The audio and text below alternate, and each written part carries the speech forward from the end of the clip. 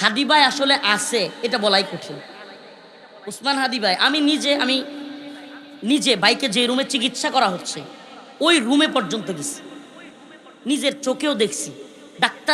ডাক্তারদের সাথে কথা বলছি, ওনাদের সাথে কেউ বলে নাই যে উনি বাঁচবে, বলতে পারে নাই। বলে হুজুর এটা আশা করা যায় না। উনার মাথার খুলি এমন গুলি এদিক থেকে বের হয়ে ওইদিকে চলে গেছে, এবং যেদিকে বের হয়েছে অনেকটা জায়গা নিয়ে বের হয়েছে, এবং ওনার মস্তিষ্কে এমন পরিমাণ আঘাত হয়েছে, রক্ত এমন পরিমাণ জমাট হয়েছে। আসলে আল্লাহ তাআলা চাইলে তো সব সম্ভব, কিন্তু এটা আশা করা যায় না। এবং খুদ বর্তমানে তাকে এক প্রকার ডেথই বলা যায়, এমন অবস্থায় উনি, যে উনার এমন পরিস্থিতি। এই এত নেতা রাইখা হাদির মতো ছেলের কি শুট করার দরকার ছিল? এগুলা বুঝেন আপনারা?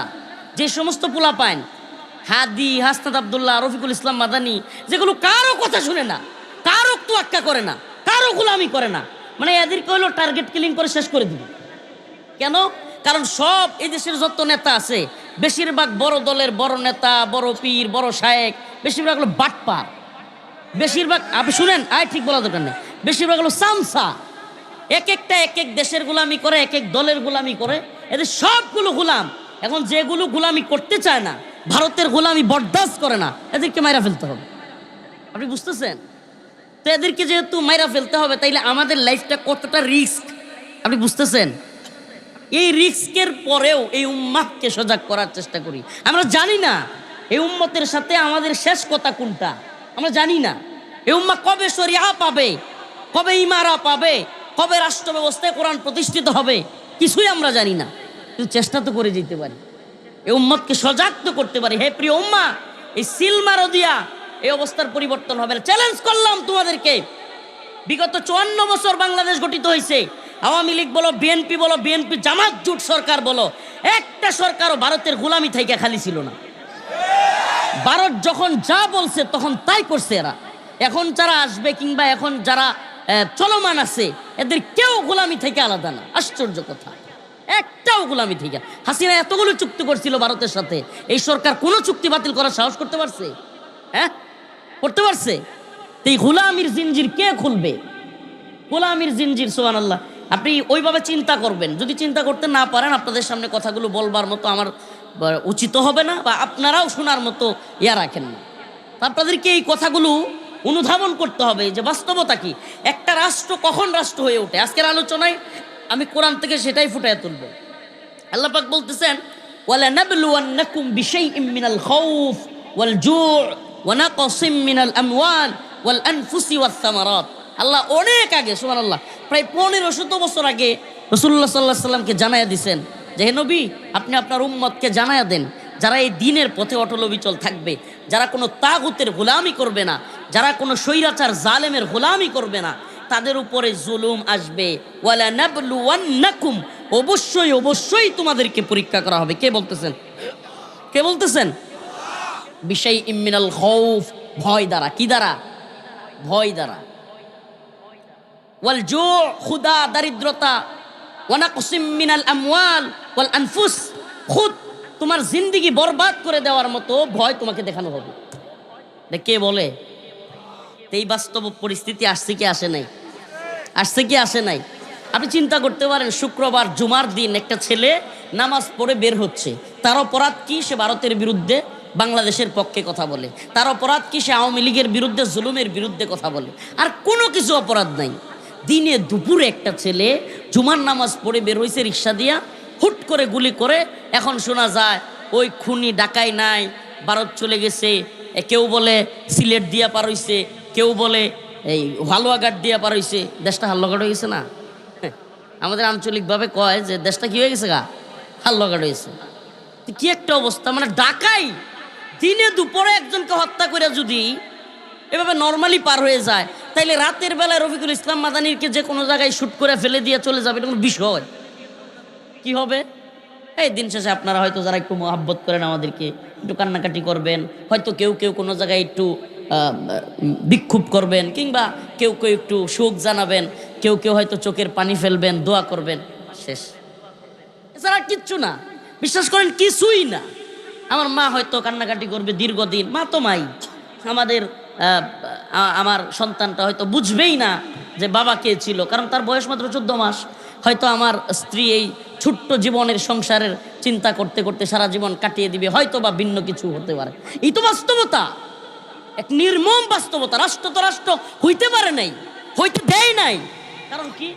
কারণ হলো আমাদের সামাজিকভাবে বুঝায়। গ্রামের মানুষ সামাজিকতা বুঝে ভালো, সামাজিকভাবে বুঝায়, তাইলে বুঝবেন। আঞ্চলিক কিছু কিছু এলাকায় যুগ যুগ ধরে নেতৃত্ব দিয়ে আসা কিছু লোক থাকে। যেমন অনেক বাড়িতে শেখ বাড়ি থাকতে পারে, পাঠান বাড়ি থাকতে পারে, চৌধুরী বাড়ি থাকতে পারে, তালুকদার বাড়ি থাকতে পারে, চেয়ারম্যান বাড়ি থাকতে পারে। যুগ যুগ ধরে আপনাদের এলাকায় মনে করেন বাজারে আইসা পায়ের উপরে পা তুলে চা খায়, তারে খুব মানুষ সম্মান করে, ডাক দিলে এই নেতা আইছে, ভাই আইছে। এরকম সম্মানীয় যে বাড়িগুলো আছে, এরা যুগে যুগেই এলাকায় কর্তৃত্ব ধরে রাখার জন্য যে কেউ তাদের বিরুদ্ধে গেলে পিটানি দেয়। কি করে? যে কেউ তাদের বিরুদ্ধে গেলেই কি করে? মারে, কিংবা তাকে কথা বলতে দেয় না। বাজারগুলোতে হুট করে 8-10 জন তাদের লোক থাকে, হুট করে ওই লোককে ধরে ফেলে যে তাদের বিরুদ্ধে বলতে চায়। কেন? কারণ সারা জীবন এই এলাকায় আমরা নেতামি করছি, তোরা গোলামি করছস, এখনো গোলামি করবি। আপনি কি কথা বুঝতেছেন? মানে তার বয়ানটা হলো এটা যে সারা জীবন তোরা এই পুরা গ্রামে কি করছস, মানে আমাদের উপর দিয়ে বাজারে কেউ কথা বলতে পারে নাই। আঞ্চলিকভাবে থাকে এই ধরনের মানসিকতার লোক। আমি জানি না আপনাদের এলাকায় আছে কি নাই, কিন্তু আমাদের এলাকায় আছে, বা বিভিন্ন এলাকায় ছিল, আছে, যে আঞ্চলিকভাবে তারা চিন্তা করে যে আমাদের নেতৃত্ব কর্তৃত্ব যাইতেছে গা। সেম পজিশন, সেম সিচুয়েশন হলো ভারতের। ভারত বাংলাদেশকে গোলাম হিসাবে দেখতে চায়। কি হিসাবে? স্বাধীন না। আচ্ছা আমাকে বলেন, কেউ কি কোনোদিন চিন্তা করছেন যে আমরা 16ই ডিসেম্বর উদযাপন করি, 26শে মার্চ উদযাপন করি, বিজয় দিবস উদযাপন করি, করি কি করি না? এতদিন আওয়ামী লীগ আমলে তো বিশাল হয়েছে। আচ্ছা কেউ কি কোনোদিন 71-এর কথা এখনো মুরব্বীদের অনেকের মনে আছে? আচ্ছা কেউ কি কোনোদিন একবারও চিন্তা করছেন যে হাইরি কোথায় পাকিস্তান আর কোথায় বাংলাদেশ? এই 1000 কিলোমিটার দূরে বা শত শত কিলোমিটার দূরে, এটা আবার এক রাষ্ট্র কেমনে হইল? কোনোদিন চিন্তা করছেন? এটা আমাদের মাথায় আসে না। আচ্ছা মনে করেন এই গ্রামের নাম কি? চর বেলামারি। বাংলাদেশে আরো কোনো জায়গায় চর বেলামারি থাকতে পারে কি পারে না? আচ্ছা এখন নান্দাইলের চর বেলামারি আর রংপুরের সেল বেলামারি কি এক গ্রাম হইতে পারবো? হ্যাঁ, একই গ্রাম হইতে পারবো? হাস্যকর না? তাইলে বলেন আমারে, পাকিস্তান আর বাংলাদেশ এই দুইটা আবার এক রাষ্ট্র কেমন হইল? কি হাস্যকর এবং কি ধরনের মানে চাপায়া দেওয়ার বিষয়। ইংরেজ বেনিয়ারা যখন 1947 সালে ভারতবর্ষ ছেড়ে চলে যাচ্ছে, বিশেষ করে হিন্দুত্ববাদী নেতারা, ইংরেজ বেনিয়া এবং হিন্দুত্ববাদী নেতারা মিলে পরামর্শ করে সিদ্ধান্ত নিল যে পাকিস্তান এবং বাংলাদেশকে আলাদা রাষ্ট্র করে দাও, এক স্বাধীন রাষ্ট্র দিও না বাংলাদেশকে। তাইলে কি হবে? হাতছাড়া হয়ে যাবে। পাকিস্তানের সাথে দিয়ে দাও, কিছুদিন পর একটা গন্ডগোল লাগাইয়া ভারত সিস্টেমে এটাকে আলাদা করে নিজেদের দখলে নিয়ে নেবে। এই ছিল বুদ্ধি। বুদ্ধিটা কি ছিল? এটা আওয়ামী লীগ এবং ভারতের গোলামদের মাথায় ঢুকবে না। এরা মনে করে হুজুর এগুলো পাকিস্তানপন্থী কথা বলে। পাকিস্তান আমাদের উপর জুলুম করছে, এটা তুই যেমন জানোস আমিও জানি। পাকিস্তানি জেনারেলরা, সেনাবাহিনী আমাদের উপর জুলুম করছে, এদেশের উপর 71 নির্যাতন করছে, এটা তুই যেমন জানোস আমিও জানি। কিন্তু তুই ভারতের গোলামি করস, আমি ভারতের গোলামি করি না। তো এই জায়গায় কমন সেন্সের একটা জায়গা কি, যে আমরা কষ্ট নিচ্ছেন। আজকে কিছু নির্মম কিছু কথা আপনাদের সামনে তুলে ধরতেছি। এটা বয়ান বা ওয়াজ আপনি নাও বলতে পারেন, কিন্তু এটা বর্তমান বাংলাদেশের বাস্তবতা আপনার সামনে খুলে দিবে যে হায় হায় হচ্ছেটা কি। আপনি এখন বুঝবেন না ভাই, আপনার তো মাথায় চিন্তা আমি ঠিক আছে সকালে গরুটা লয়ে কখন বের হবো, বউ কোন সময় রানবো, তারপরে স্যালাডারে কখন স্কুলও কিংবা মাদ্রাসায় পাঠায়াম, পাশের বাড়ির জমিটা লয়ে একটু গন্ডগোল, কবে কোডো যায়াম, জমিটা লয়ে এটার কোনদিন একদিন ঠ্যাং টুং ভাঙ্গিয়া পাম কিনা। এর বাইরে আমাদের আঞ্চলিক তেমন একটা চিন্তা নাই। কিন্তু আপনি বুঝতেছেন না যে আগামীকালকে এই জমি সম্পদ বাড়ি ঘর থইয়া রোহিঙ্গাদের মতো পলানি লাগবো কিনা, এই চিন্তা আপনার নাই। এই চিন্তাটাই আপনার মাথায় নাই। জাল্লা না করো ভারত আমাদের বাংলাদেশকে একটা ব্যর্থ রাষ্ট্র দেখায়া, যে রাষ্ট্রের নিরাপত্তা নাই, রাষ্ট্রের কোনো কিছু নাই, এটা একটা ব্যর্থ রাষ্ট্র, এটা বুঝায়া স্বাধীন একটা দেশকে খণ্ড বিখণ্ড কইরা নিজেদের দখলে নিতে চায়। আচ্ছা আমারে বলেন, কোনো বাড়িতে যদি বেশিরভাগ দিন চোর ঢুকে, কি ঢুকে? চোর ঢুকে এবং ডাকাত ঢুকে, 2 দিন পরে পরে এই বাড়িতে হামলা হয়, তাইলে ওই বাড়ির লোকেরা নিজের বাড়িতে থাকতো চায়, কি করে? আরেকজনের বাড়িতে গিয়ে উঠে, ঠিক কি ঠিক না? আরেকজনের বাড়িতে গিয়ে উঠে কি উঠে না? নিজের ঘর বাড়ি মানুষ কখন ছাড়ে আপনি চিন্তা করতে পারবেন না। এক হাদি তো গেছে, আর 2-4টা টার্গেট কিলিং হইলে দেখেন না অবস্থা। অলরেডি রাষ্ট্রের একজন গুরুত্বপূর্ণ পার্সন, রাষ্ট্রের প্রধান উপদেষ্টা, যে বর্তমান প্রধানমন্ত্রীর জায়গায়, ডক্টর মোহাম্মদ ইউনূসের ফ্রেশ সচিব শফিকুল ইসলাম, সে নিজে বলতেছে, প্রধান উপদেষ্টার প্রেস সচিব বলতেছে যে আমি আমার নিরাপত্তা নিয়ে, আমার পরিবার নিরাপত্তাহীনতায় ভুগতেছে, আমার পরিবার আমাকে নিয়ে টেনশনে আছে। আমি আমার রিয়েলিটি বলি, মিডিয়া আছে তো আম্মা শুনবে। ওই দিন রাত্রে যেদিন হাদিরে গুলি করলো, ওই দিন সারা রাত আম্মা ঘুমাইতে পারে না, আম্মা কান্না করছে, কই যে আমি জেলে থাকতে এত চিন্তা করিনি। চিন্তা করছেন আপনি? মানে আমার আম্মার অবস্থা এমন, আমার আম্মা, আমার আহলিয়া, আমার ওয়াইফ বসছে, বৈশা বলতেছে আপনার ওয়াজ মাহফিলে যাওয়ার দরকার নেই, আমাদের কোনো কিছু লাগবে না, তবুও আমাদের ওয়াজ মাহফিল দরকার নেই। আপনি চিন্তা করতে পারেন কেন? কারণ তাদের মধ্যে ওই টেনশন ঢুকে গেছে যে তারা কি আমাকে হারায় ফেলবে কিনা। এই বাস্তবতাটা আমাদের দেশে রাষ্ট্রের অবস্থায় নাই। রাষ্ট্র কখন রাষ্ট্র হয়ে ওঠে, যে কথাটা শুরু করছিলাম, রাষ্ট্র কখন রাষ্ট্র হয়ে ওঠে? যখন সেই রাষ্ট্রের নিরাপত্তা দেওয়ার মতো স্পেশাল সেনাবাহিনী থাকে। নাম্বার 2, ওই রাষ্ট্রের এমন শক্তিশালী গোয়েন্দা নেটওয়ার্ক থাকে, গোয়েন্দা সংস্থা থাকে, যারা কোনো অপ্রীতিশীল, মানে কোনো দুষ্কৃতিকারী, কোনো বহির্রাষ্ট্রের আক্রমণ হবে কিংবা কোনো মানুষকে হত্যা করা হবে, এই ধরনের দুষ্কৃতিকারী কিংবা খুনিরা কোথাও মিটিং করলে আগাম সে সতর্কবাণী করতে পারে। এইটাকে রাষ্ট্র বলে। আপনি কি মনে করেন এখানে এই যে আমাদের লোক দেখতেছেন না, এখানে গোয়েন্দা সংস্থার লোক আছে, কনফার্ম থাকেন, এখানে গোয়েন্দা সংস্থার লোক আছে। এই যে আমাদের যে স্টেজ আছে বা এই যে দাঁড়ায় আছে, এই লোকগুলোর মধ্যে থাকতে পারে। এটা একটা রাষ্ট্রের দরকার। কেন? কারণ এখানে হুজুর কি বক্তব্য দিচ্ছে, এটা হলো আওয়ামী লীগ এবং ভারতের খায়া যেগুলো করে, এরা হলো আমাদেরকে বক্তব্য কোট করে। কিন্তু আছে অনেক গোয়েন্দা সংস্থার লোক আছে যে হুজুরকে কেউ টার্গেট করে কিনা এটাও দেখে, হুজুরকে কেউ করে কিনা এটাও দেখে। তো এই যে কাজটা আপনি কি মনে করছেন, আপনি আপনার ঘরে কিংবা 5-7 জনে মিলে একটা বাজারে দোকানে কোনো বিষয়ে আপনি করতেছেন, কাউরে মারার প্ল্যান করতেছেন, গোয়েন্দা সংস্থা আগেই জানবে। এমনকি আরেকটা কথা বলি, আমরা যে ফোনে কন্ট্যাক্ট করি না, আপনি কার সাথে কথা বলেন, কখন কথা বলেন, কি কথা বলেন, গোয়েন্দা সংস্থার কাছে সব তথ্য আছে। বুঝতেছেন কথা? তাইলে এই অবস্থার পরেও দিনে দুপুরে যদি কাউকে মেরে আবার পালিয়ে যাওয়া যায়, তাইলে এই রাষ্ট্র কি আর রাষ্ট্র থাকে? হাসতেছে রে, এই রাষ্ট্র কি আর রাষ্ট্র থাকে? বলেন রাষ্ট্র থাকে? আপনি কাকে ভালোবাসেন? মনে করেন কথার কথা যে হুজুর আমি তো আপনারে ভালোবাসি না, শাইখুল হাদিস মাওলানা মামুনুল হক সাহেব হুজুরকে ভালোবাসি। হুজুর আমি তো আপনারে ভালোবাসি না, মাওলানা মিজানুর রহমান রে আজহারিরে ভালোবাসি। হুজুর আপনারে তো আমি, আপনি ঠিক আছে, কিন্তু আমি বিএনপির লোক, তো আমি তারেক রহমান সাহেবকে ভালোবাসি। কথার কথা ভাইরে, আগামীকালকে যে এই লোকগুলোর হিট করবে না, এটার গ্যারেন্টি কি? আপনি কি মনে করছেন? তো এই যদি পরিস্থিতি হয়, এই একটা ব্যর্থ রাষ্ট্রের জন্য 2000 ছেলে ফেলের জীবন দেওয়ার দরকার ছিল।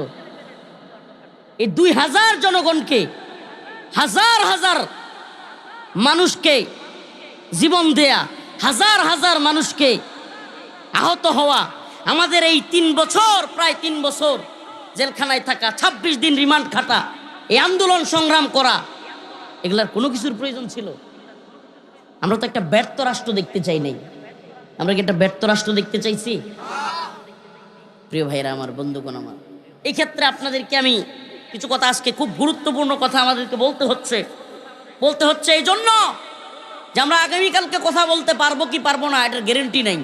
এই জন্য আমি কখনোই আপনাদেরকে বলি, আমি কখনো রাজনৈতিক আলোচনা বা যেগুলো প্রপারলি আলোচনা, এগুলো গ্রামে করি না। গ্রামে নামাজ রোজা সবর বা বিভিন্ন আলোচনা করি, কিন্তু শহর লেভেলে প্রোগ্রাম হলে ওই প্রোগ্রামগুলোতে দেখা যায় এই সমস্ত কথা বেশি বলবার চেষ্টা করি। কিন্তু এখন আসলে আমি নিজেকে আগামীকাল পর্যন্ত থাকতেছি এটা মনে হয় না। এজন্য এখন এই কথাগুলো মিডিয়ার মাধ্যমে সারা দেশবাসী জানা খুব জরুরি।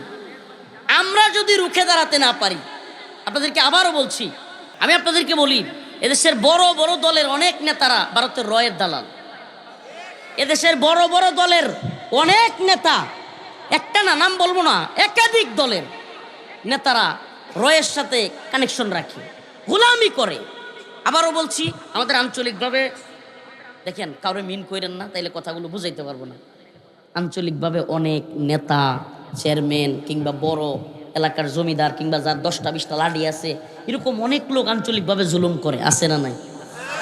কিন্তু আপনি দেখবেন একই এলাকায় কিছু লোক, সে জানে ওই লোকগুলো জালেম, সে জানে ওই নেতা জালেম, চাঁদাবাজ, টেন্ডারবাজ, দুর্নীতিবাজ, বাটপার, লুচ্ছা, মদ খায়, জিনা করে, সব জানে। তারপরেও দেখবেন কিছু লোক ওদের সাথে খুব মিল দিয়া থাকে। কি থাকে? খুব সম্পর্ক করে থাকে, গোপনে ওদের কাছে যায়। হ্যাঁ, ওদের বিরুদ্ধে কেউ কিছু বললে ওরা ধরার আগে সে কথা বলে, চাটুকারিতা, চামচামি করে। এটা শুধু আপনার আঞ্চলিক না, এটা রাষ্ট্রেও আছে, গুরুত্বপূর্ণ জায়গায় বসে আছে, গোলামি করে। গোলামি করে কি হয়? তার ব্যবসা ভালো থাকে, সেটা কিছু টাকা পয়সা পায়, সে সুখে থাকে, ব্যাস। ওই যে পাকিস্তান আমলেও 71-এর যুদ্ধেও কিছু লোক বাস্তবে এই দেশের বিরুদ্ধে গেছে। কেন গেছে? যে তার পরিবার ভালো থাকবে, রাজাকারি করছে। কেন করছে? তার পরিবার ভালো থাকবে, সে ভালো খাবে। 71-এর যুদ্ধে তার পরিবারের কাউরে পাকিস্তানি বাহিনী গুলি করবে না। সেম পজিশনটা ভারতের প্রশ্নেও আছে। কি? যে সে ভারতের পক্ষে থাকে, রয়ের পক্ষে থাকে। কেন? তার ব্যবসা প্রতিষ্ঠান ভালো চলে। বিগত 17 বছর আওয়ামী আমলে বিএনপির কিছু নেতা বা বিভিন্ন দলের কিছু নেতা খুব সুখে শান্তিতে ভালো ছিল। কিভাবে ছিল? ওদের সাথে আতাত করে চলছে। দেখা গেছে এদের অবস্থা হলো এমন, খুদ চেয়ারম্যান সাহেব কেউ যদি হিট করে কিংবা বেগম জিয়াও যদি মারা যায়, এদের কোনো কিছু যায় আসে না। কেন কিছু যায় আসে না? কেন? কারণ এদের কিছু যায় আসে না এই জন্য যে এরা রিয়েলি দেশকে ভালোবাসে না, রিয়েলি এ জাতিকে ভালোবাসে না। বাস্তবতা হলো তার পেট আর পকেটের দান্দা।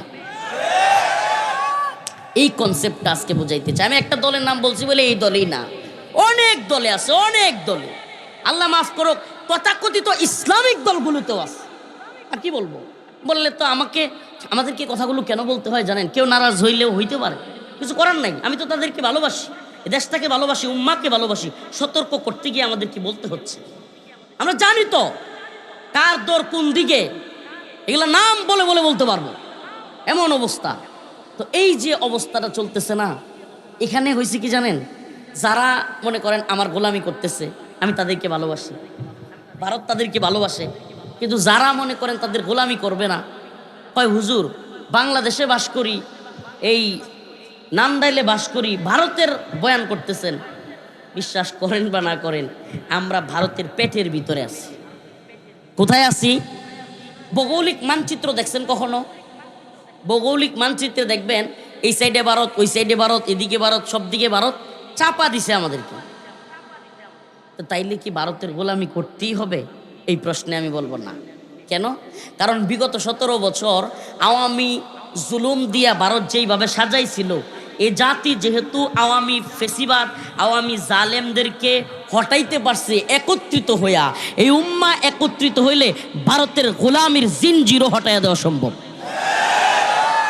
ইসাবাতান মিন উম্মতি আহরাজাহুম আল্লাহু মিনান নার, ইসাবাতুন তাগজুল হিন্দা ওয়া ইসাবাতু মা ঈসা ইবনে মারইয়াম। আল্লাহর রাসূল বলেন, আমার উম্মতের দুইটা দল। কয়টা দল? আমার উম্মতের দুইটা দলকে আমি এই দুনিয়ায় যুদ্ধ করবার আগেই ওই যুদ্ধের জন্য তাদেরকে জান্নাতের সার্টিফিকেট, জাহান্নামের আগুন থেকে মুক্তির সুসংবাদ দিয়ে দিলাম।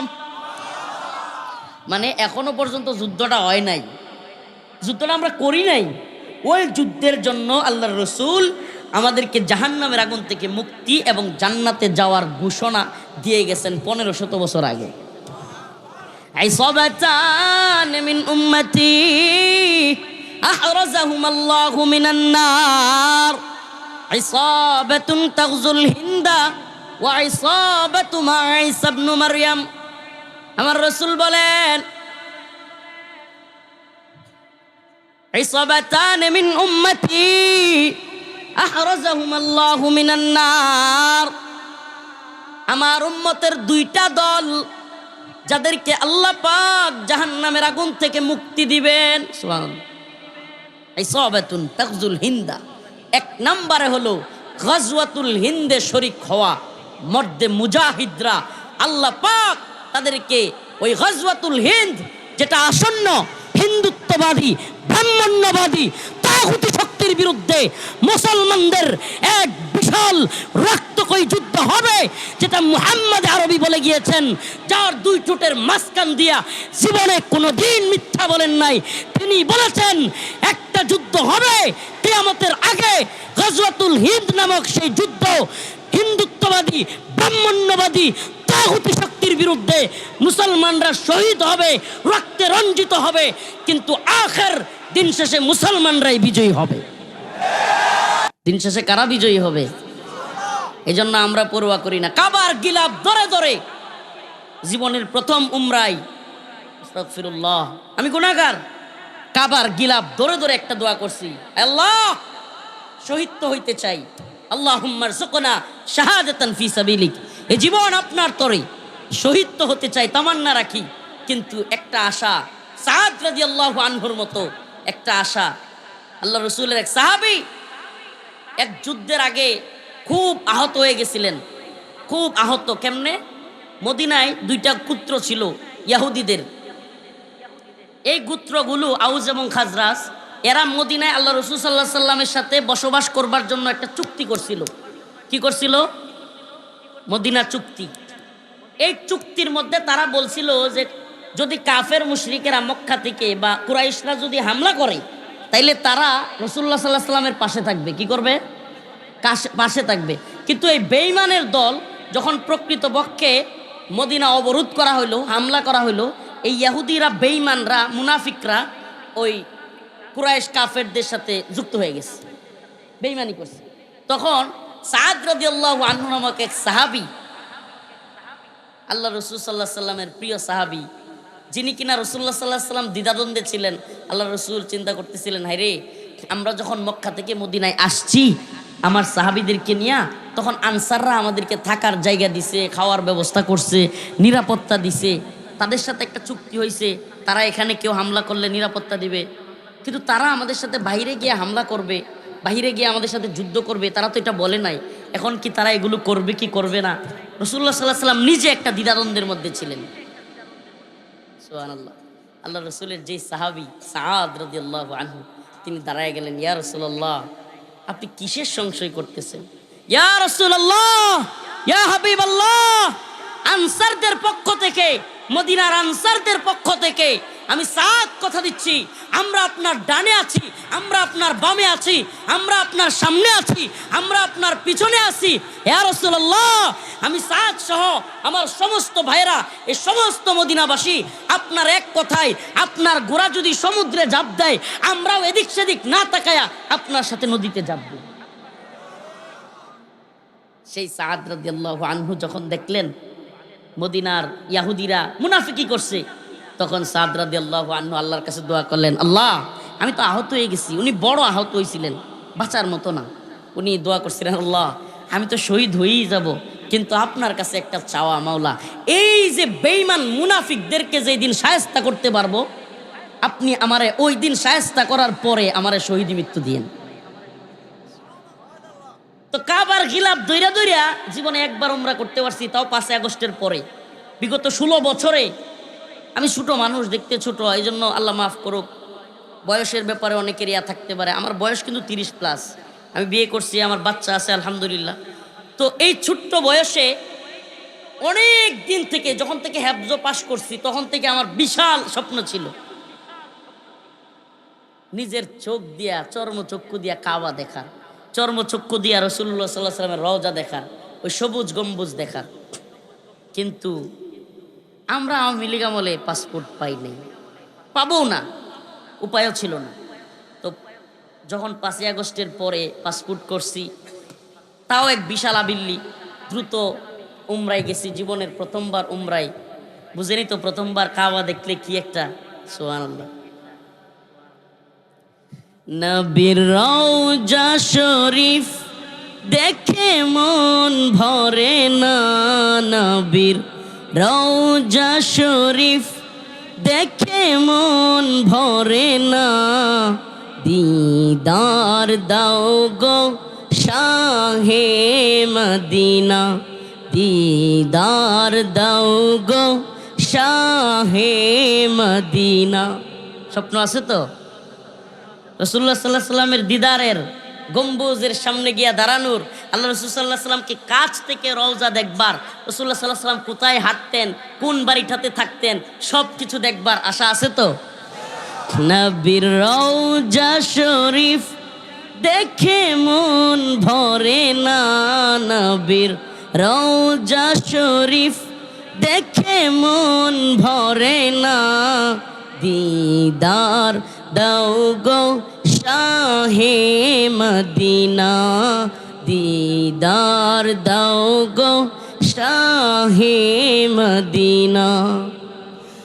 আরশের মেহমান করেছেন আল্লাহ, কত শান কত মান মোর কামলেওয়ালা, ও গো মদিনাওয়ালা সুপারিশ করো না, ও গো মদিনাওয়ালা শাফায়াত করো না, দিদার দাও গো শাহে মদিনা, দিদার দাও গো শাহে মদিনা।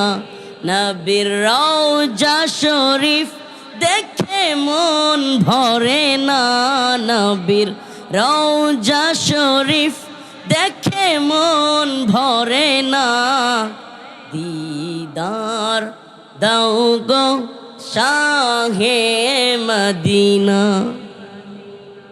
আসলে মন থেকে এই সঙ্গীতটা মাঝে মাঝে কারাগারে গাইতাম, কারাগারে চিল্লায়া চিল্লায়া গাইতাম।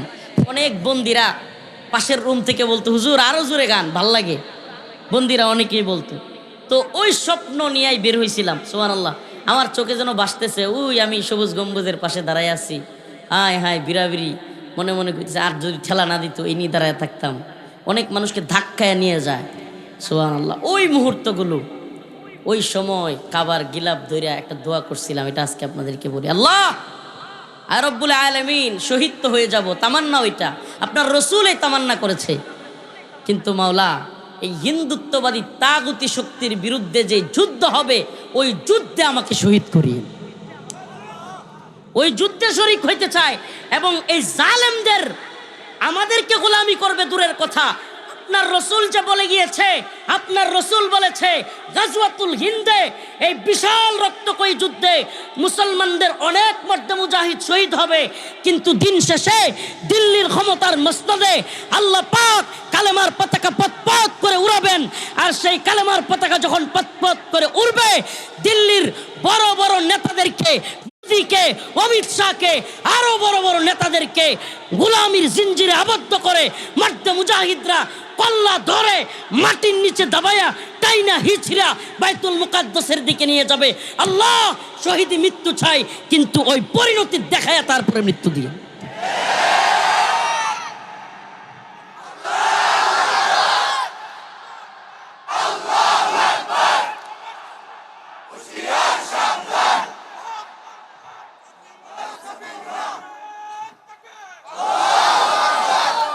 আপনাদেরকে একটা কথা মেহরবানি করে সবাইকে বলে যাই, মুসলমান যদি রোহিঙ্গাদের অবস্থা, আরে মিয়া যেই দল ক্ষমতা এলে আপনি মনে করতেছেন পরিবর্তন হয়ে যাবে, ওই দলের চেয়ারম্যান সাহেব খুদ তার দলের লোকেরা বিশ্বাস করে না। আপনি মনে করতেছেন খুব পরিবর্তন হয়ে যাবে, আর আপনি ঘোড়ার ডিমের চেয়ারম্যান হয়ে যাবেন, উপজেলা চেয়ারম্যান হয়ে যাবেন, এমপি হয়ে যাবেন।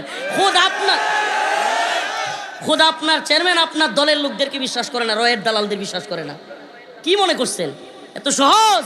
অতএব গোলামির জিনজির থেকে যদি মুক্ত হতে চান, মুক্ত স্বাধীন থাকতে চান, এই গোলামির জিনজির থেকে নিজেদেরকে ওভারটেক করতে চান, ঠাস ঠাস করে পা থেকে গোলামির জিনজির খুলতে চান, জিহাদ ব্যতীত, শাহাদাত ব্যতীত আর কোনো পথ নাই।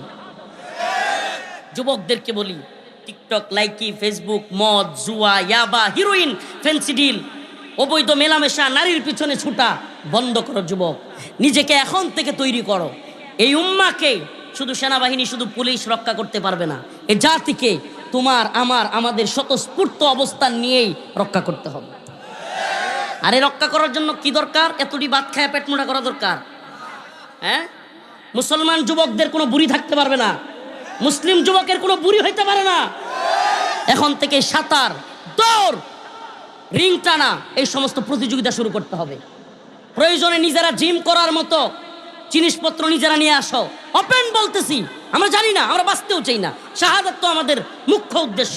জানি না ওই পর্যন্ত থাকবো কিনা, কিন্তু এই জাতিকে বলে যাই, তৈরি হও জাতি, তৈরি হও।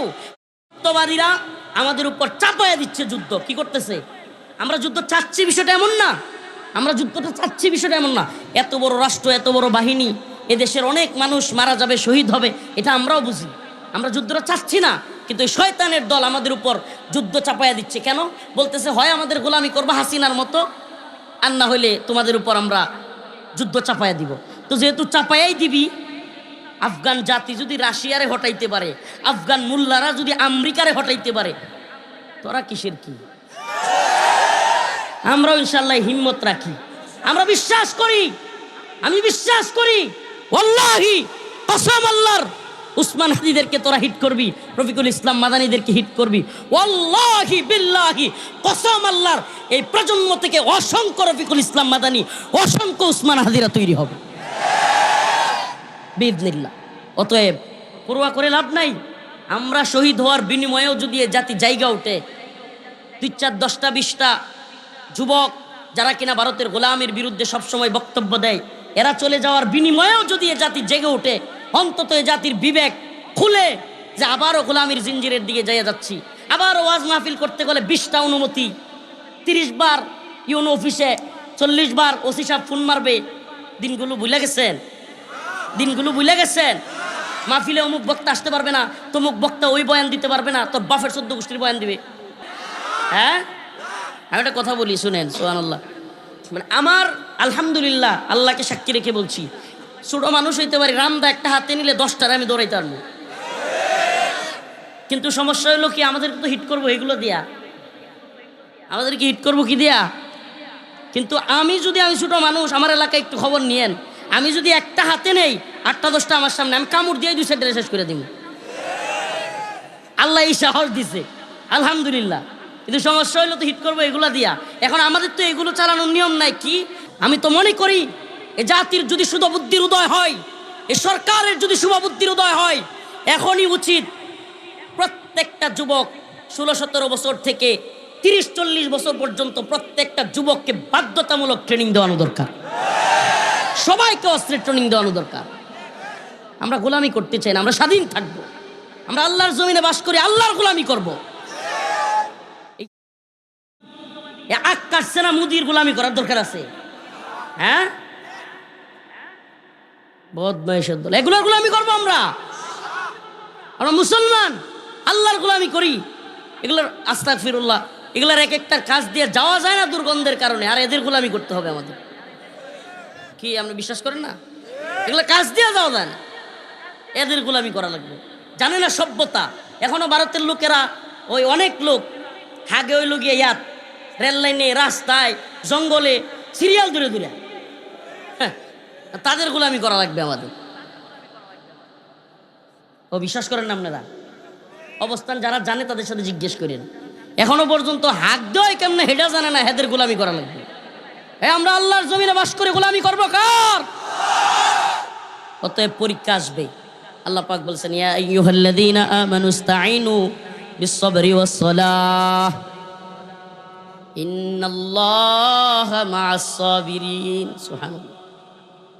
ইয়া আইয়ুহাল্লাযীনা আমানুস্তাঈনু বিস-সাবরি ওয়াস-সালাহ ইন্নাল্লাহা মা'আস-সাবিরিন।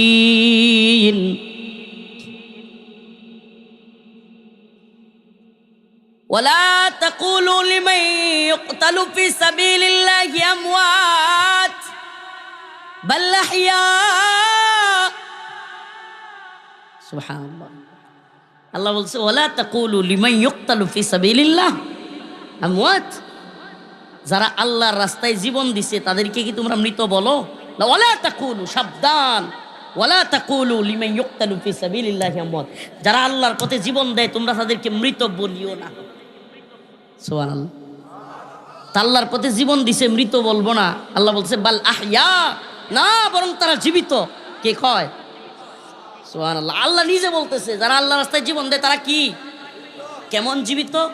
হাদিসের মধ্যে আসছে রাসূলুল্লাহ সাল্লাল্লাহু আলাইহি সাল্লাম বলেন, যেই ব্যক্তি আল্লাহর জন্য, দ্বীনের জন্য জীবন দিল, আল্লাহ পাক দুনিয়া থেকে তার রূহটাকে একটা জান্নাতের সবুজ পাখির ভিতরে ঢুকায়া দেয়। তার কোনো বারজাখ নাই, কবরের জিন্দিগি নাই, হাসর নাই, মিজান নাই, কিছু নাই।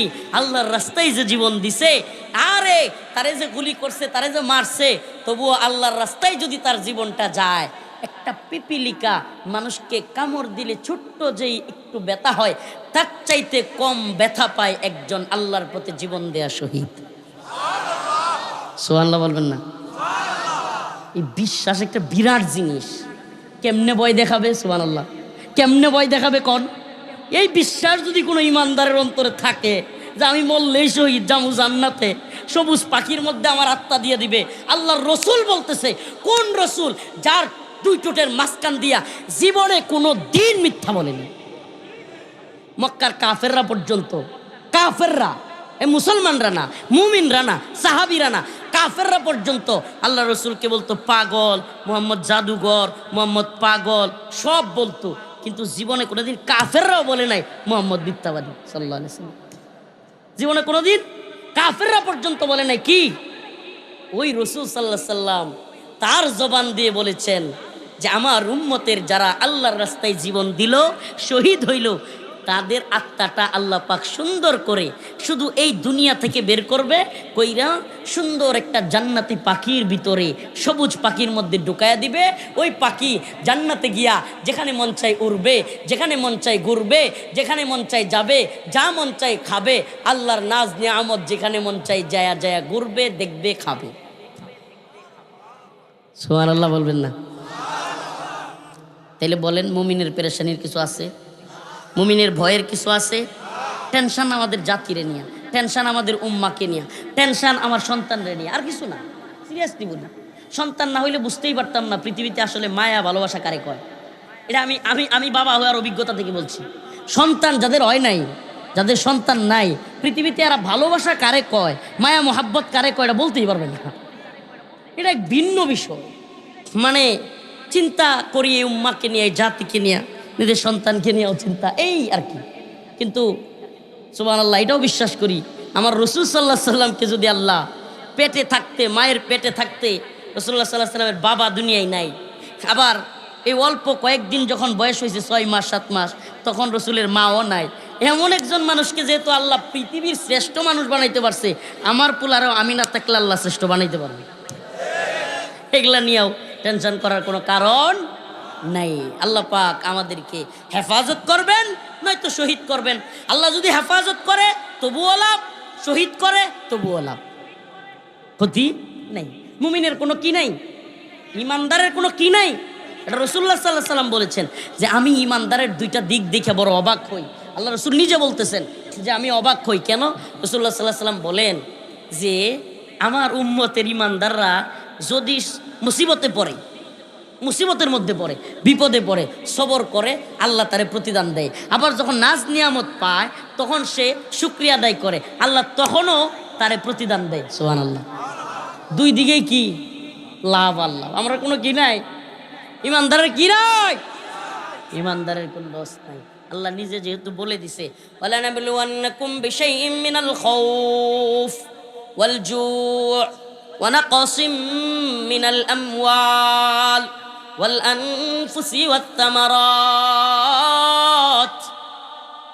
ওয়া বাশশিরিস সাবিরিন। আল্লাহ নিজে বলেছেন তোমাদেরকে পরীক্ষা করা হবে, ভয় দিয়া পরীক্ষা করা হবে, আতঙ্ক দেখায়া পরীক্ষা করা হবে, জানমালের নিরাপত্তাহীনতা, গুলির ভয়, রিমান্ডের ভয়। আগে যখন ক্ষমতায় ছিল তখন ছিল ফাঁসির ভয়, তখন কিসের ভয়? জেল, জুলুম, রিমান্ড, ফাঁসির ভয় দেখাইতো। এখন ক্ষমতায় নাই, এখন সুরাগুপ্তা, সুরের দল সুরাগুপ্তা হামলা করে। কি হামলা করে? পিছন থেকে বা পলায়া লুকায়া আটকায়া হামলা করে কারা? জঘন্য নিকৃষ্ট ধরনের কাপুরুষরা। বুকের পাটা থাকলে ওপেন বইলা রাস্তায় নাম, বুকের পাটা থাকলে জুলাই আন্দোলনে আমরা ওপেন বইলা ঘোষণা দিয়া ফেসবুক লাইভে আইসা সরকারে থাকা অবস্থায় জালিমদের বিরুদ্ধে নামছি। তোদের পক্ষে বিজিবি ছিল, সেনাবাহিনী ছিল, র্যাব ছিল, ডিবি ছিল, পুলিশ ছিল, সব বাহিনী ছিল, পেটুয়া লীগ, ছাত্রলীগ, যুবলীগ ছিল, সব ছিল। ওপেন ফেসবুক লাইভে ঘোষণা দিয়া আমরা রাজপথে নামছিলাম। আর এখন শয়তানের দল সব দিকে পিটানি খাইয়া বাংলাদেশ থেকে ভারতে পলাইয়া এখন টাকা দিয়া কিলার ভাড়া কইরা, কিলার টাকা দিয়া কিলার ভাড়া কইরা সুরাগুপ্তা হামলা করে। এদের চাইতে কাপুরুষ পৃথিবীতে আরো আছে? হ্যাঁ। তবে একটা কথা বলি, একটা আশার কথা, অনেকক্ষণ তো হতাশার কথা বললাম, কিছু আশার কথা বলি, খালি হতাশা হইেন না, কিছু আশার কথা বলি। আশার কথা হলো ভারত এবং আওয়ামী লীগ চরমভাবে হতাশ। অনেক চেষ্টা করছিল আনসার লীগ নামায়া, তারপরে আপনার আরো কত লীগ নামায়া বিদ্রোহ করাইতে, সরকার পরিবর্তন করে ফেলতে, আবার তারা আসতে অনেক চেষ্টা করছিল, অনেক বিভিন্নভাবে, সব কিছুতে ব্যর্থ। অনেক চেষ্টা করছিল এই দেশকে আবার তাদের দখলে নিতে, কিন্তু যখন ভারত এবং আওয়ামী লীগ সব দিকে ব্যর্থ, একটা কথা মনে রাখবেন, মানুষ আঞ্চলিকভাবে যেগুলো পাগলা টাইপের বা খেপা টাইপের, চরিত্র খারাপ, এগুলা দেখবেন প্রথমে আপনারা চেষ্টা করবো একটা মামলাত ফেলাই দিতে, প্রথমে চেষ্টা করবো আপনারা বিপদে ফেলাই দিতে, অমুকরে দিয়ে তমুকরে লাগাই দিতে, কিন্তু যখন সব দিকে ফেল মারবো তখন নিজে এরাম দল হয়ে আপনারা ভিজিট দেয় মারবো। এটা হলো খারাপ চরিত্রের লোকদের একটা বৈশিষ্ট্য। কি আপনারা প্রথমে কি চেষ্টা করবো? বুদ্ধি দেয়া, পিছন থেকে আড়াল থেকে একটা মামলা দিয়ে দিবে, কিংবা অমুকের সাথে আপনার ঝগড়া হয়েছে, হ্যাঁ আড়ালে গিয়া অমুকের সাথে মিল দিব, দিয়া কইব যে এর নামে ফার্স্টটা মামলা দিয়ে দে, এগুলা করব। তারপরে অন্য লোকের মানে সিস্টেমে অনেক দীর্ঘ সময় পার হওয়ার পরে যখন দেখবে কিছু থেকেই কিছু হইতেছে না, তখন আপনার উপর অ্যাটাক করবে। তো এই খারাপ চরিত্রের আওয়ামী লীগ এবং খারাপ চরিত্রের ইন্ডিয়া, দুইটা মিল্লা এখন সব দিকে ব্যর্থ হয়েছে। আলহামদুলিল্লাহ দেশের জনগণ সচেতন হয়েছে, কোনো দিকেই যখন সফল হয় না, এখন কি করতেছে? রাস্তায় নিজের নামতারে না, বাড়িতেও থাকতারে না, কথা বুঝছেন? এখন গিয়া বাড়াটিয়া কিলার বাড়া করতেছে।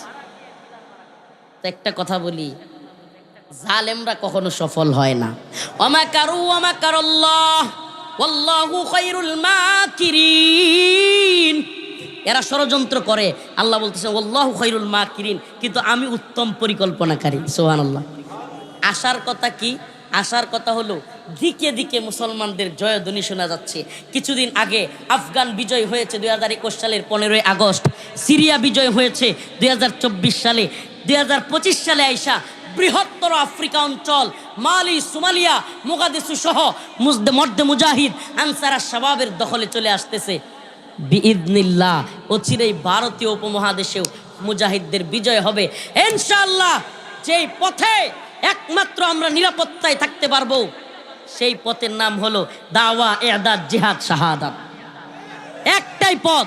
আফগানিস্তানের দিকে তাকায় দেখেন, প্রয়োজনে কেউ গিয়া ঘুরে আসেন অথবা মোবাইলে সার্চ দিয়া দেখেন, আফগানে কেউ কাউকে মাইরা ফেলবে, ওপেন ওপেন, সাথে সাথে খুনিকে দইরা স্টেডিয়ামের ভিতরে আইনা ওরে করবে।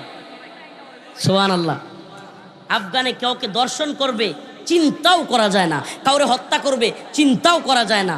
আমি তো সেই স্বপ্ন দেখি, ওপেন বলি, আমরা তো সেই স্বপ্ন দেখি, ইনশাআল্লাহ আমরা হব তালেবান, বাংলা হবে আফগান। ওপেন বলি বেটা, আফগানের দিকে তাকায় দেখো, এই 54 বছরে এই ডিজিটাল বাংলাদেশ, এই স্টাইল বাংলাদেশ, এই স্মার্ট বাংলাদেশ, এই এই কি বলে, এই ইয়া বাঙ্গা কি কয়, এদের কি কয়, মঞ্চ ভাঙ্গা বাংলাদেশ, সব তো আমরা দেখছি। ডিজিটাল, স্মার্ট, মঞ্চ ভাঙ্গা সব বাংলাদেশ দেখছি। এই 54 বছরে যেই অগ্রগতি উন্নতি হয় নাই, 4 বছরে আফগান জাতি তার চাইতে বেশি উন্নতি করছে। খবর নিয়ে দেখেন, রফিকুল ইসলাম মাদানির কথা বিশ্বাস করার দরকার নাই। 4 বছরে কেন করতে পারছে? কারণ তারা কোরআনী শাসন প্রতিষ্ঠা করেছে। কি করেছে? কোরআনী শাসন। এই দীর্ঘ মামলার শত্রুতা নাই। কবে মারা গেছে আসিয়া, কবে মারা গেছে ঢাকার ভিতরে পাথর দিয়ে মাইরা ফেলা লোকটা, এখনো কোনো বিচার হয়েছে শুনছেন? আরো কত লোককে হত্যা করা হয়েছে, বিচার হয়েছে শুনছেন? আজকে দেশ, জাতি, উম্মাহ এক চরম ক্লান্তিকাল পার করতেছে। আসলে কিছু কথা না বললেই না। কারণ কি জানেন, আমাদের এই ওয়াজ মাহফিলগুলো হয়েছে এখন আমাদের কথা বলবার জায়গা। এখন আমরা যদি এই প্রোগ্রামগুলোতে দেশ জাতির পরিস্থিতিগুলো না বইলা কবরের ওয়াজ আর নামাজের ওয়াজ বলা যাবে, ফায়দাও আছে। কিন্তু আমরা যদি সবাই এগুলোই বলি, এই দেশ জাতি উম্মাহকে নিয়ে সজাগ করবে বা সতর্ক করবে কে? এই জন্য আমাদের, আল্লাহ মাফ করুক, একটা রিয়েলিটি বলি আপনাদেরকে। আমাদের যে কোনো দিনের মাহফিল বা যে কোনো দিনের বক্তব্য শেষ বক্তব্য হয়ে যেতে পারে। এটা বর্তমান বাংলাদেশে একটা রিয়েলিটি। আসলে বাংলাদেশ আদৌ রাষ্ট্র বা রাষ্ট্র হিসাবে আছে কি না? দেখুন, আমি আজকে যে কথাগুলো বলবো এগুলো হয়তো গ্রামে সবাইকে বোঝানো কঠিন বা সবাই বুঝবে কি না, কিন্তু যেহেতু ইউটিউবাররা আছে বা আশা করি গ্রামের প্রোগ্রাম হইলেও কিছু বুঝমান মানুষও আছে যারা কথাগুলো হয়তো বুঝবে। এই বাস্তবতায় কিছু কথা না বললেই না। একটা রাষ্ট্র কখন রাষ্ট্র হয় জানেন? যখন সেই রাষ্ট্রের একটা বিশ্বমানের সেনাবাহিনী থাকে, রাষ্ট্রকে নিরাপত্তা দেওয়ার মতো সামর্থ্য রাখে এমন একটা সেনাবাহিনী থাকে। কথাটা বুঝেন? একটা রাষ্ট্র কখন রাষ্ট্র হয়? ইচ্ছা করলেই কি যে কোনো জায়গাকে রাষ্ট্র বলা যাবে? মনে করেন কথার কথা আপনারা আগামীকালকে কইলেন যে নান্দাইল একটা আলাদা রাষ্ট্র, আমি বুঝাইতে পারিনি। এখন নান্দাইল একটা আলাদা রাষ্ট্র বলার সাথে সাথে যে বিষয়গুলো লাগবে, নান্দাইলের আলাদা সেনাবাহিনী লাগবে, নান্দাইলের আলাদা গোয়েন্দা সংস্থা লাগবে। এমনকি নান্দাইল যদি ময়ূরসিংহারা কিংবা কিশোরগঞ্জেরা যদি হামলা করতে চায়, ফিরানোর মতো সামর্থ্য লাগবে। আমার কথাটা বুঝছেন? এটা হলো একটা রাষ্ট্র। এই কথা বলিয়েন না প্লিজ। কিছু আহাম্মক আছে মাহফিলে আইসা না ফোন করে, হ্যালো,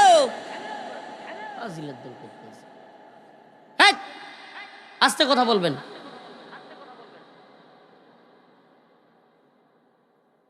তো যে কথাটা বলতেছিলাম যে রাষ্ট্র কখন রাষ্ট্র হবে? একটা রাষ্ট্র তখনই রাষ্ট্র হয় যখন ওই রাষ্ট্রের বিতর্গতভাবে তার সকল নাগরিকের নিরাপত্তা দেওয়ার মতো সামর্থ্য রাখে। আমরা যদি মনে করেন কথার কথা, এই গ্রামের নাম কি? চর বেলামারি। মনে করেন চর বেলামারির আকসার জনগণ মুসলমান। কি? অধিকাংশ মুসলমান কি? মুসলমান। হিন্দু থাকলে অল্প থাকতেও পারে, নাও থাকতে পারে। ভিন্ন ধর্মের লোক মনে হয় নাই। এখন যদি আগামীকালকে এই এলাকার ইমাম সাহেব হুজুর ঘোষণা দেয় যে চর ভেলামারি এটা হলো আলাদা রাষ্ট্র, এখানে রাষ্ট্রের আইনও আলাদা, আমরা কোর্টেও যেতাম না, বিচারালয়েও যেতাম না, কারো কথাও শুনতাম না। এই গ্রামেরই 10-20 জনের একটা মুরব্বীদের বা গণ্যমান্য ব্যক্তিদের একটা কমিটি করা হলো, যেই কমিটি চর বেলামারি শাসন করবে, তারাই দরবার করবে, তারাই বিচার সালিশ করবে, এখানেই চিকিৎসা ব্যবস্থা সব তৈরি করা হবে, সব এখানে। প্রথমেই যে কথাটা আসবে, বাংলাদেশ রাষ্ট্রের ভিতরে আলাদা একটা রাষ্ট্র করতে গেলে রাষ্ট্রীয় বাহিনী একটু পরেই 100 পুলিশ আয়া যদি পাশায় বাড়ি দেয়, তাইলে চর বেলামারির লোকের আর কি সামর্থ্য আছে যে 100 পুলিশকে ঠেকানোর? নাই। রিয়ালিটি হলো নাই। তাইলে এটা রাষ্ট্র হইতে পারে নাই। আবারও বুঝেন কথাগুলো, মনে কিছু নিয়েন না। আজকে কিছু এই দিককার কথা হবে। কেন হবে জানেন? আমরা যখন গাড়ি দিয়ে আসি না, তখন মনে মনে চিন্তা করি, সুবহানাল্লাহ, ভারতের পেটের ভিতরে থাইকা যেইভাবে ভারতের বিরুদ্ধে বক্তব্য দেই, এবং এ দেশের যেগুলো ভারতের দালাল, আপনাদেরকে একটা কথা বলি, দেখেন কথাগুলো বুঝবার জন্য, মনে কষ্ট নেবেন না, কথাগুলো বুঝবার জন্য একটা কথা বলি। আমাদের দেশের অধিকাংশ মানুষ, আল্লাহ মাফ করুক, নীতিগতভাবেই গোলাম। আমি মনে হয় বুঝাইতে পারিনি। নীতিগতভাবেই গোলাম। কেমন? যে আমাদের কোন সমাজের চেয়ারম্যান, আমাদের কোন সমাজের বড় নেতা, যে কোনো দলের, সরকার দলীয় ক্ষমতাসীন দলের নেতা,